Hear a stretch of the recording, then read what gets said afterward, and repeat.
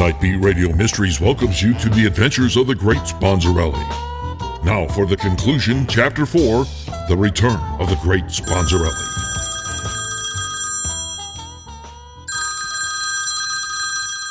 London Bay Sheriff's Office. Sheriff Ralph here.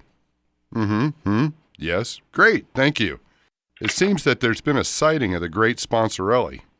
Get me R.J. Dorr Goodley on the phone, would you? Sheriff, I have Mr. Dorr Goodley on the line. R.J., Sheriff Ralph here. Hey, Sheriff, what's up? I just received a call from an anonymous source that you may have seen the great Sponzarelli. That's right, Sheriff. I was down in the Keys last week and bumped into the great one himself coming out of Joe's. I asked him what's going on, and he said his brackets were so bad that he had to lay low. Seems that there were some funds on the line. I understand. Did he mention where he'd been or where he's headed? He mentioned something about his place in Jamaica and meeting up with an architect. Thanks, R.J. I've got to let you go so that I can keep tracking down his whereabouts. No problem, Sheriff. Hey, let's go out fishing sometime. Captain Mark's always ready for a charter and with his special badunkadunk. Badunkadunk? That's mine! Yes? K2, yes, come in.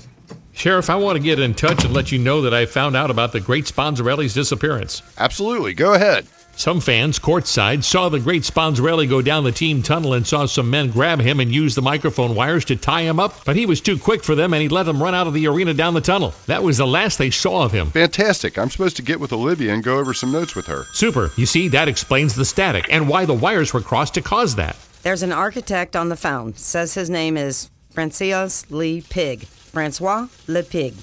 What kind of name is Le Pig? Thanks, K2. The case is starting to come together. I'll let you go so you can tend to the zoo. Sheesh. Bye, K2. Thanks. This is Sheriff Ralph. Oui, Sheriff. Thank you for taking my call. Can you believe this? I'm talking to a pig. Go ahead, Francois. I have heard that you are looking for the great Sponzarelli. The word is out worldwide. I've been in Jamaica doing some architectural drawings for the great Sponzarelli.